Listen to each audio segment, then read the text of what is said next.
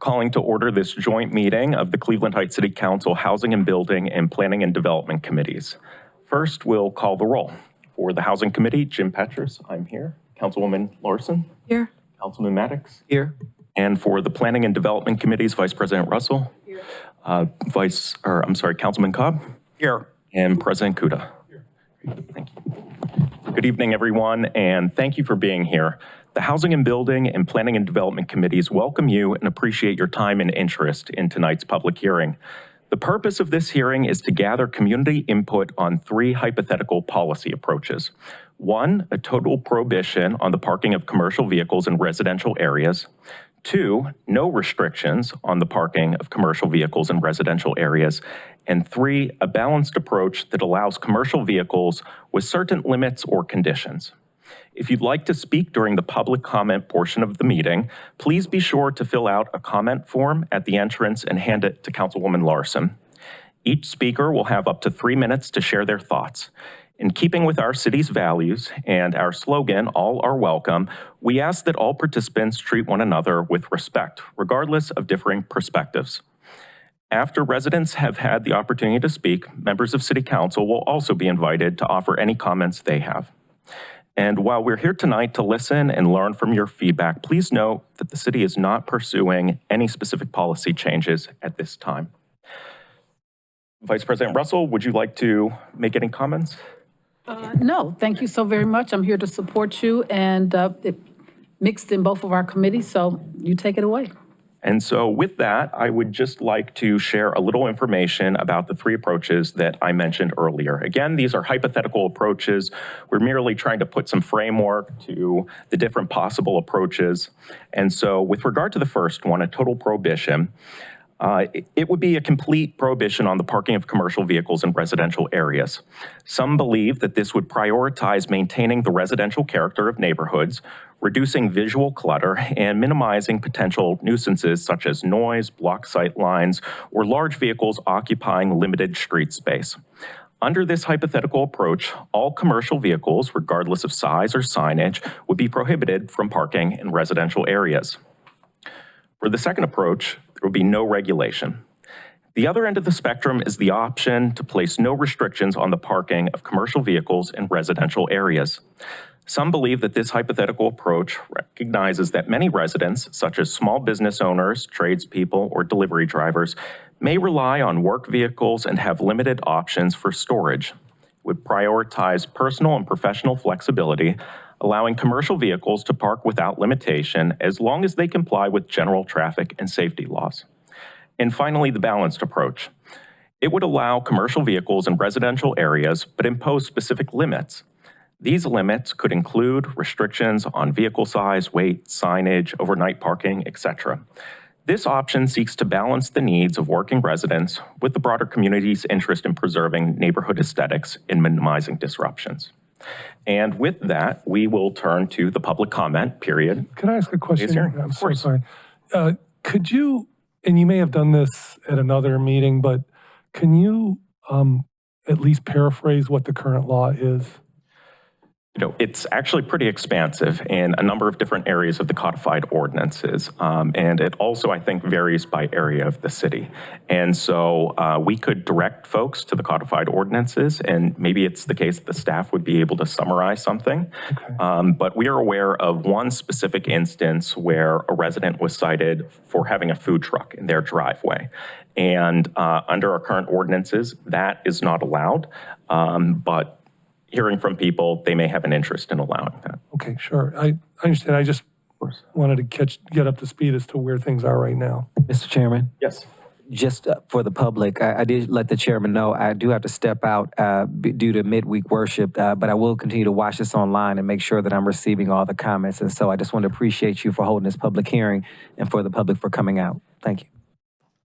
And with that, Councilwoman Larson, if you wouldn't mind, could you please call up the first speaker? Michael Bending.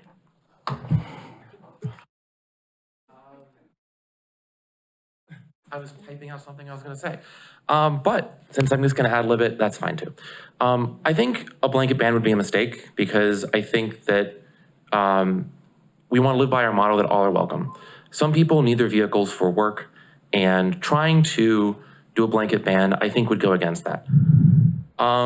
Especially if the concern has to do with the aesthetics of, a truck parked there. That being said, I can see certain restrictions making sense. Certainly, size and weight restrictions could make a lot of sense. Large vehicles can put more wear on the roads and also can be a danger to children who might be in the neighborhood. I also think that other considerations have to do with if the car is behind a building or in the back of the house. The house I live in, there is a very large driveway, and the driveway goes behind the house. Certainly, other than size and weight restrictions, I'm not sure why it would be that big a deal if there was a commercial vehicle in the back of my house. No one would see it. No one would even know it was there. Besides that, I just want to encourage you to consider the needs of people who might need their vehicle for work. Certainly, you could consider something that involves licensing the vehicles, or basically letting the city know that you have the vehicle so that if it becomes a nuisance, that could be something that can be dealt with on an ongoing basis, as opposed to something like a blanket ban. Thank you. Michael Borders.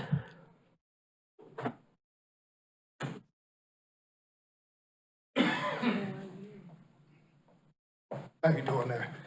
I was just wondering, I was thinking about purchasing a food truck. And the only problem that I'm having, I'm a resident of Cleveland Heights. The only problem I was having is just a place to park it, overnight or, on days that I'm not using the vehicle, And I was just wondering if there's any place, in Cleveland Heights where we can actually park a truck.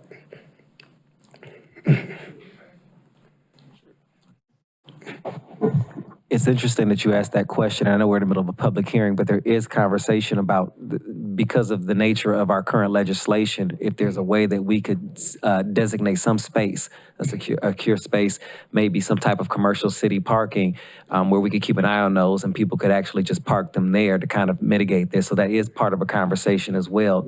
Because there are people like you that maybe don't have a driveway, maybe they're in an apartment and they still would like to do this, but it isn't possible where they are. And so it is a possible solution that's being discussed as well, that maybe we would just do some type of permit parking and registration for there and then fence it in, and then people would have access that way as a way to kind of mitigate some of this. But it's just under discussion, but definitely understand your reasoning. And it's something that absolutely is being discussed, even for landscaping trucks and things like that. Oh, okay, thanks. Tony Rupsik.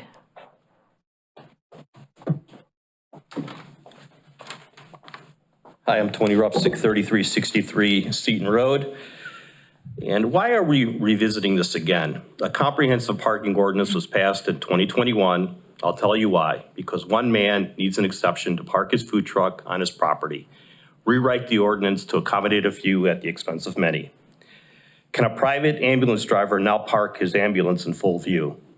What about a tow truck driver or a dump truck operator? Can he operate a towing or hauling business from home? A landscaper with equipment trailers, passenger vans, pickup trucks with ladder racks, would that be allowable? Neighborhoods like Forest Hill with short, narrow driveways, along with attached garages, would be impacted the most.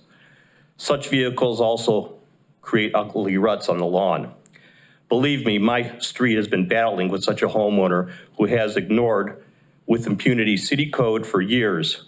You would upset many in the neighborhood to appease one. Residents especially get angry when campers are parked on a driveway for extended period of time, or in my case, are disrupted by noisy commercial vehicles. The city had high standards at one time. Changing this only contributes to its decline. Council person and longtime resident of Cleveland Heights, Davita Russell, often laments of how this decline of standards over the years has been permitted in the city. No other desirable city permits this. The ordinance as it now stands is fine. Do not go down this rabbit hole. Changing the ordinance will only create more problems for the city in the future, and it may be hard to reverse. As an option, consider leasing space to owners of these vehicles at underutilized facilities in Cleveland Heights, as Anthony Maddox had mentioned, or at least maintain the standards with homes with attached garages, as these vehicles cannot be hidden in the back of the home, as this gentleman mentioned. So, you know, again, I know a lot of homes on Monticello have the short, narrow driveways. You know, you can't hide the vehicle in the back, and all of Forest Hill has short, narrow driveways. And, you know, it creates such a problem. It's just, it's an absolute nuisance. All right, thank you. Bonnie Dolzau. I'm sorry if I mispronounced that, Bonnie. I've lived in Cleveland Heights for 65 years. I've seen a lot of changes. Most of them are not for the better. I agree with everything this man just said, 100%. I've put up with tow motors, all sorts of construction vehicles that belong on construction lots, similar to what's being done on Taylor Road right now, across the street from me in a driveway. I had a very difficult time getting the city to get that man out of there. It went on for over a year. And then as soon as they tell him to get it out, he'd put it back a month later. It's terrible. The other thing that really upsets me are these huge, massive motorhomes parked in people's driveways. That's not acceptable either. I have to agree with Mr. Maddox. I do think the city should accommodate by finding a spot for people to park these vehicles if they need to have them. So I am absolutely opposed to any, even a balanced approach, because at this point, I have to say, I honestly don't think the city would enforce it. They don't enforce any other laws. I don't think that would work, and people would continue to do it. And I agree with DeVita. The city is on a slide downhill. This will just make it worse. A residential neighborhood is a residential neighborhood. Thank you. Vershawn Grimes.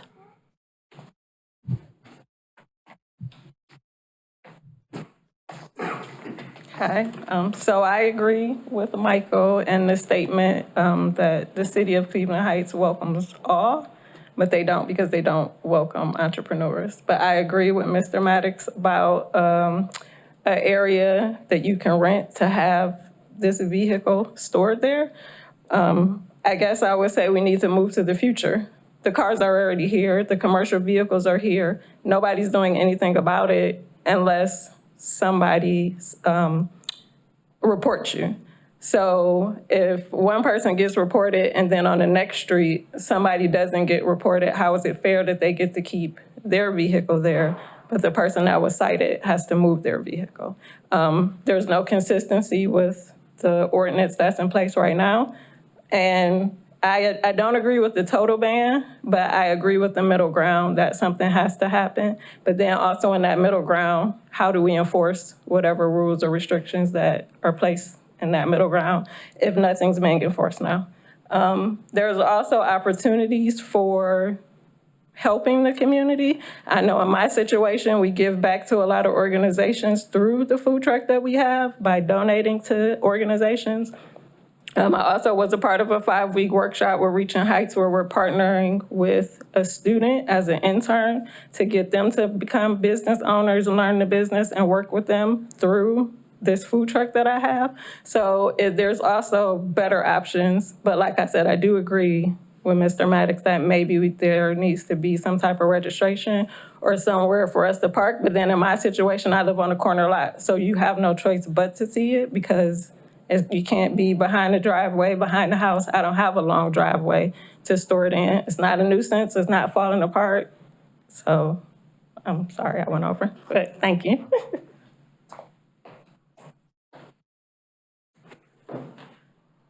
Drusilla Robertson.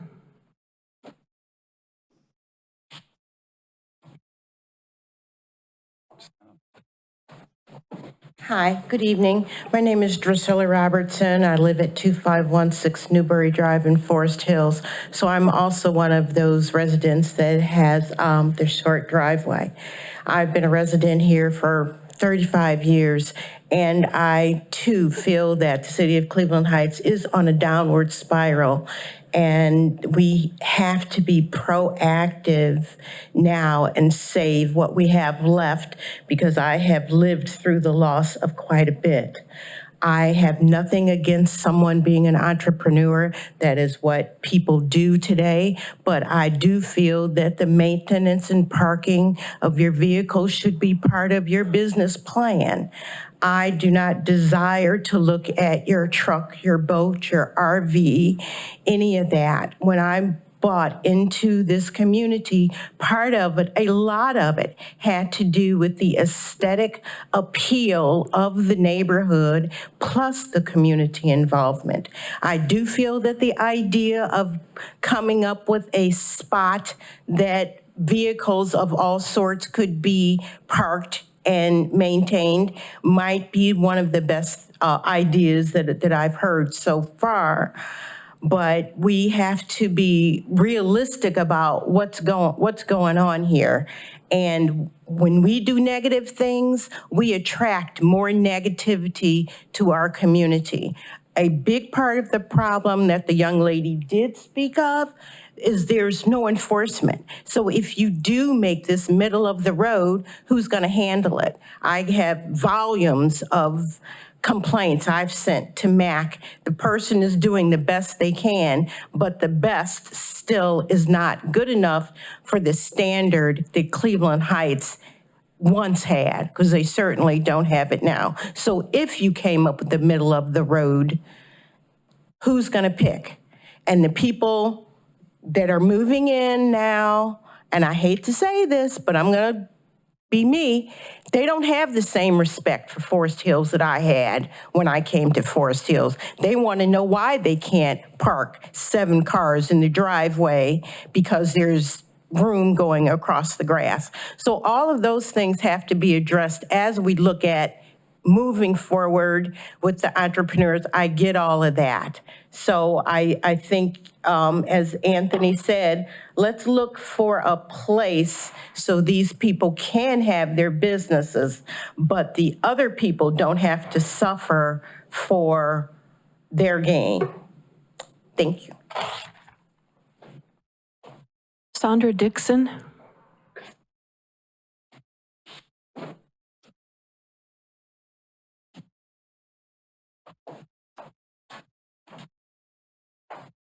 Nice to see you. Good evening. My name is Sandria Dixon.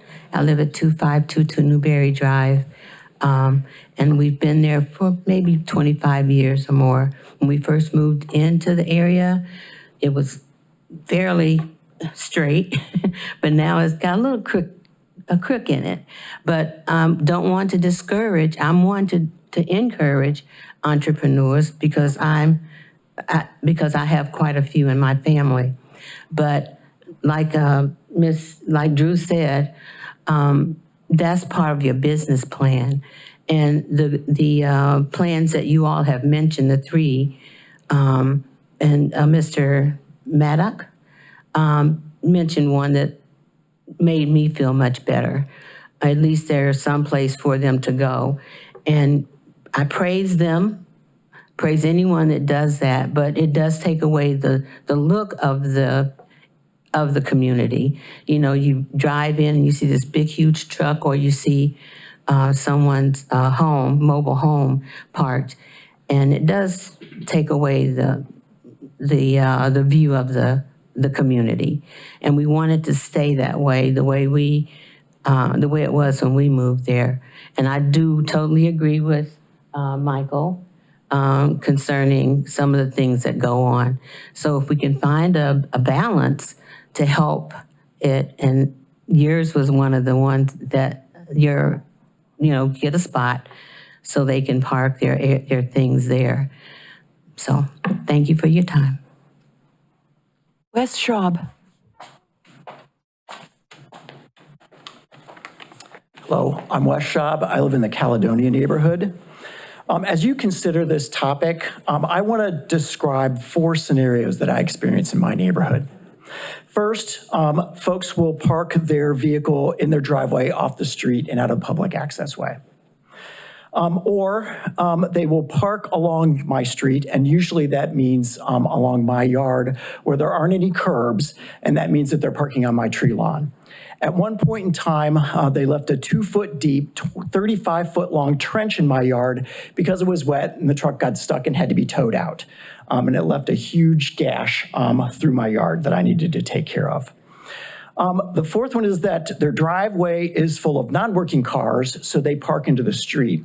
And since there is no ticketing or police enforcement in my neighborhood for this problem, they are parked there for 3, 4, 5 days. When the neighborhood finally makes enough noise about it, they move the vehicle to a vacant lot next door where they just drive through the yard and trench that yard with all kinds of divots and problems. Or the last one, they leave the driveway open to park the vehicle in the driveway, and they park their other cars on their front lawn and just leave that in the way. All these are things that occur within a street's view of my house, and all of them are providing lots of different problems for the neighborhood. So I hope that you will take all those into consideration. Wakita Gray.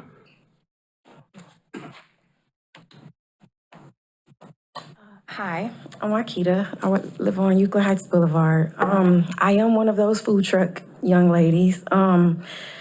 I am like the guy over here that I have a really huge driveway that I can park comfortably about 8 cars and we could still turn them around and move them. So when I did park the food truck in the driveway, it was all the way in the back near the garage where it is out of sight. I believe in my situation, it was a issue with reversing into the driveway where I probably held up traffic for an extra 7 seconds. So I apologize for that to whoever that may have offended. But we do need help. You know, mothers like me, single moms, I started the business to take care of my 5 daughters. The home that I currently live in was vacant for almost 3 years. My neighbors on each side of me are my best friends, and they're both 80 years old, and they love me and my kids. And they're happy that we're there because I keep up the yard and I take care of things and plant flowers and do all the things that, you know, most young people don't do, but I am kind of old. But so I just would appreciate just some type of relief and help because like me, I don't know what else to do. And I need to do this to take care of my daughters. So I don't be homeless or cause more homelessness in the neighborhood, which is another problem. So that's all I got to say. Just please help us.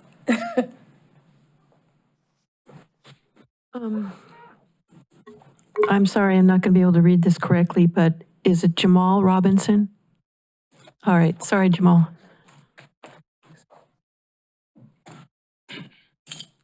All right, just to piggyback off of what he said, as far as it is a lot of room in her backyard you can turn a food truck around in there and it won't even roll over the grass. But what he said was that would be something cool too. Even if we had to pay like monthly to park there, just pay towards the city to park our stuff there or whatever, that'd be cool too. So if y'all could come up with something leveled, that'd be fine too, so we don't get on other people's nerves about what's going on, the food trucks and the food trailers, because we don't want to pee nobody off, but I'm saying we want everybody to be happy and be cool, and that's all. Thanks.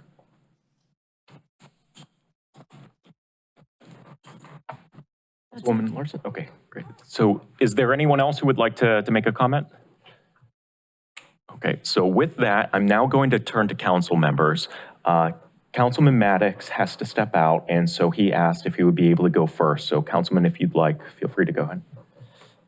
Thank you so much. I want to appreciate everyone for coming out. There's a couple of things that I just wanted to share. I've been looking forward to this particular conversation because it's complicated. And so there's a couple of things that I just wanted to share my thoughts on this with my council members and with the residents. Number one, I agree that we've got an issue with consistency with enforcement.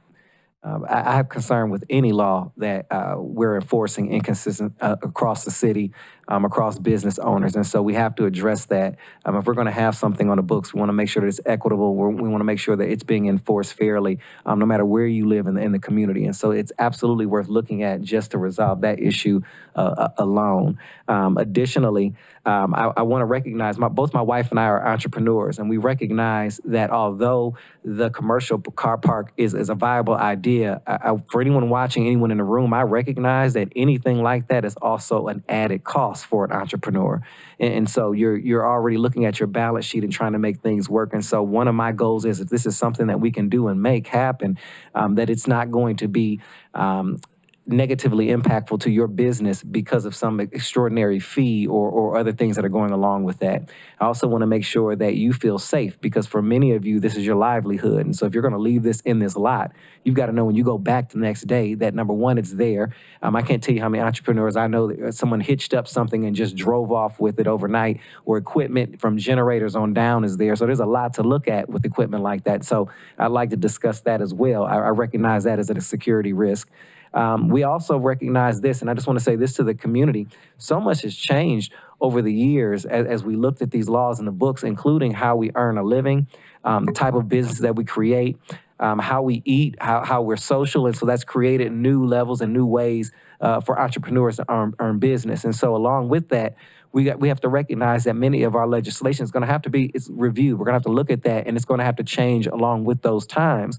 And so I want to find a solution to this that works, so that our neighborhoods are still the way that we want them to be, but that we're making sure that we're open and supporting our entrepreneurs. And so again, I think there's a way to do that, but I recognize, again, this is your livelihood. This is your business. You're putting that all in there. My wife's business, she has thousands of dollars worth of products, and she keeps them many times in her truck, in her vehicle. She's about to purchase a trailer as well to roll out, and so we're looking at where to house that. But I can't imagine losing a trailer and thousands of dollars worth of products overnight and having to recoup that cost that many don't realize insurance companies will not cover most of those items. And so I want to explore that. And then lastly, I just want to say thank you again for having this conversation, because it really does shed a lot of light on the types of living that people have in this community, the type of business they have, the type of ways that they make moves, and how that impacts one another. So I believe all are welcome, but that means that we're going to have to revisit this to make this work. While I was sitting here, I got 3 text messages that I think were great ideas, and so I wanted to toss this because I don't know if this is going to go over to Councilwoman Russell's committee or not.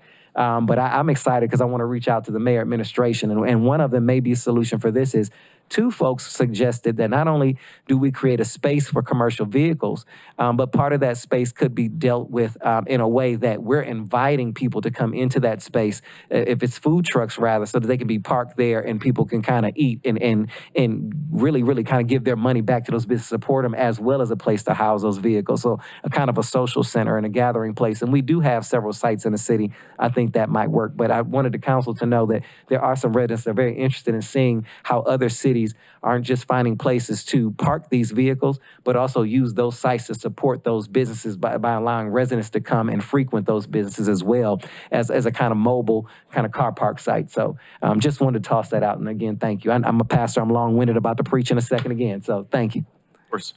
Councilwoman Russell, would you like to go ahead? Sure. I appreciate all of your comments.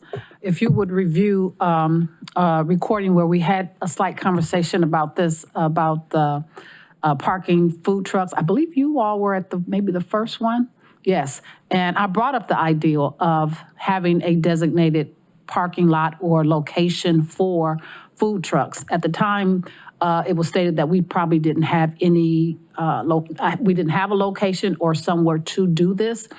So I'm glad that Councilman Maddox is on board with at least maybe searching and figuring out where we can house or bring this about, as well as the idea of having, because someone just called me about an area, when can actually food trucks come to Cleveland Heights in an area where they can actually sell their goods. We don't have that here.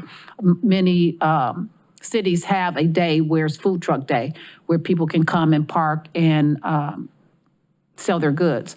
But I was also thinking about, I don't know if this will work, but I was also thinking about when we talked before, it was told to us that there was no place in Cleveland Heights to be able to do that.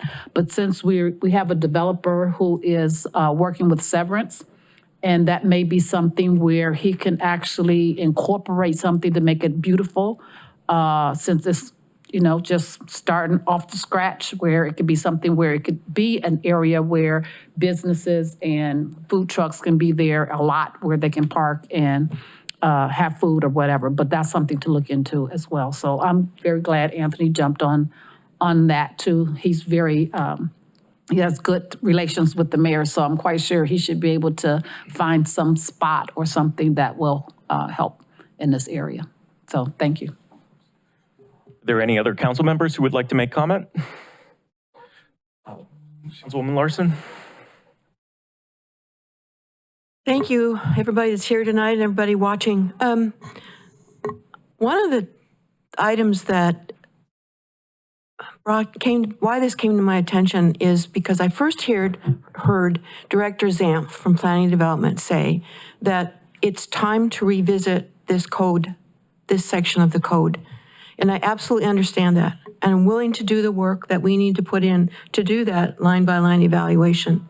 But I also want to take into consideration when we do that, the comments that were made tonight about the concerns about vehicles in the neighborhoods and those people who need a place to park for their commercial vehicle. I'm thinking about a registry that would give us an opportunity for people to let us know that they absolutely want to be identified as the city, by the city, as a business that has requirements for their vehicles. And I also think that if we did a designated parking lot or 2 or 3, it would have to be convenient for those people who own those vehicles. So as security becomes an issue, maybe we need to put cameras on those particular parking lots, whatever we need to do to make them safe. But I'm really believe this is timely to get this work done.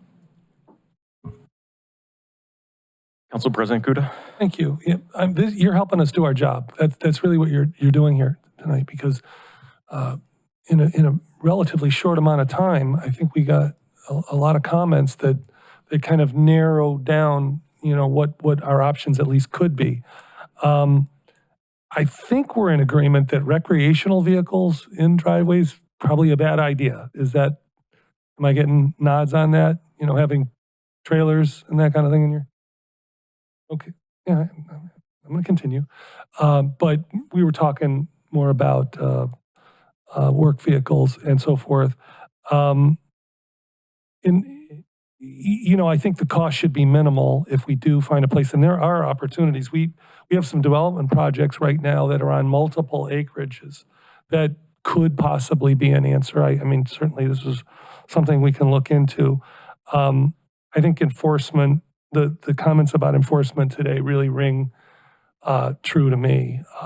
We get a lot of complaints about, housing code enforcement being applied unevenly and so forth. And this ordinance, would be just another example.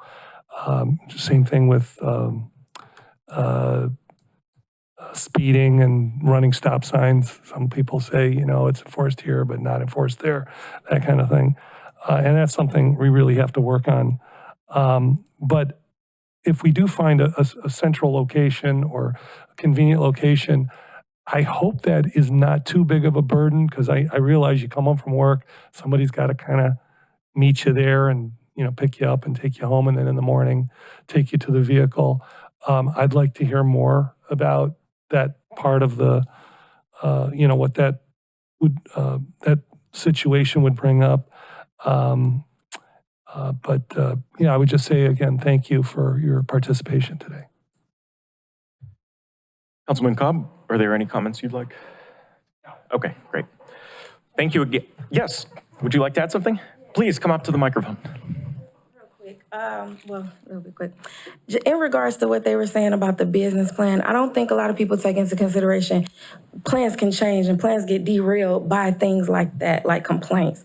So I had a residential space, a commercial space where I was parked out in Euclid, which is about a 35-minute drive from home. And when I'm getting off work, like he was saying, at midnight, and mind you, I have a 7-month-old baby too that I have people watching. I'm getting off work at midnight. I'm going out to Euclid to park the trailer, got a 30-minute drive back here to Cleveland Heights to get my child, and then home. I'm getting home 1:30 in the morning or so, and then getting back up again at 7 to get everybody off to school and start the day again. But what comes with that is the complaints that happen out in Euclid at that commercial property. It was other residential people complaining, so now they closed that location, which is why I have nowhere to park. So it's like complaints, when that type of stuff happens, and they're not really, I don't want to say they're not valid, but when people talk about aesthetics, I find that to just be so mediocre of an issue when you're dealing with people's livelihood and how they pay their bills and how they got to transport and move baby, just things like that. I don't want to be too surface level with it, but it gets really layered when you really think about it, you know? Like, it's just a lot of other issues that come with that. Business plans change when things like that happen. So that's it. Thank you. I have 2 quick questions. If I could go to Vice President Russell, who had a question about that. What happened to the place in Euclid, you said? It was complaints. They were getting too many complaints, and then they basically, the city of Euclid shut down the location where they're not letting any more commercial vehicles park there. Was it designated for commercial? Yeah, it was. It was designated for commercial property. It was about, when I was. Probably come to the mic, because people can't hear you. I'm sorry. When I was parking there, I think I remember it was 5 food trucks, and there were a bunch of RVs, like maybe 12 RVs, and I was only there for about 3 weeks. And it was after somebody complained about my driveway. I found that location, and then I went there. I started paying to park there. Mind you, like I said, it was a far drive, but I had to do what I had to do. I started parking there, and then it got shut down. And they said it was because they just gave me a very vague answer. It was just, sorry, we don't know what to tell you. We got too many complaints from other city people who live here. So and they didn't want people parking, and it was actually a lot. So it was a parking lot for mixed vehicles? Mixed vehicles, for commercial vehicles. Just food trucks, it was? It was food trucks, it was RVs, it was boats, it was a lot of things there. Okay. But mine in particular is really small. My trailer is about as small as, it's like it's a 10 by 12, it's a small little trailer. It's like a concession, yeah. I do know locations that's not too far from here that will take that. I would appreciate to get that information. Thank you. Bonnie, because I saw your hand, I'll give the last comment to you if you'd like to come up and add something. Okay. If you wouldn't mind, yeah, sorry. When would you be considering to take this up? You said you weren't right now considering it, or it would be sometime before you made a decision. Do you have any idea when? I suspect that after this meeting, some of us may reach out to the mayor to see if this is something, finding a public lot might be something that he would be interested in. Okay. Because So it'll be fairly soon? Potentially. Second It question depends is upon the workload that the departments have and the mayor's interest in pursuing this. The other question I have is, what do surrounding suburbs do? Shaker Heights, University Heights, Lyndhurst, what do they do about this issue? Does anyone I was going to research it, but I didn't have time. So Vershawn said that they allow it. We have a housing committee meeting on Monday. And so one of the things that we'll do in that committee meeting is overview the discussion that we had here. And so I'll do some research in advance to see if the nearby cities also have public lots. Okay, so they allow parking. I don't think Shaker Heights allows parking of trucks and commercial vehicles on their properties. I would be surprised. Yeah, I can't speak to what the other cities are doing. That's what I'm saying. I think we need to look at what some of the solutions that they have. In other words, Lyndhurst, Shaker Heights, University Heights, those are cities that I would say comparable to Cleveland Heights. Of course, yep. I So we will research some of that in advance of our discussion at our Monday meeting. I think I'll do it too. Thank you. Okay, great. Not a problem. Okay, so with that, again, I'd like to thank everyone for coming and commenting. And at 6:38, I'm going to adjourn this meeting. Thank you. Bye-bye.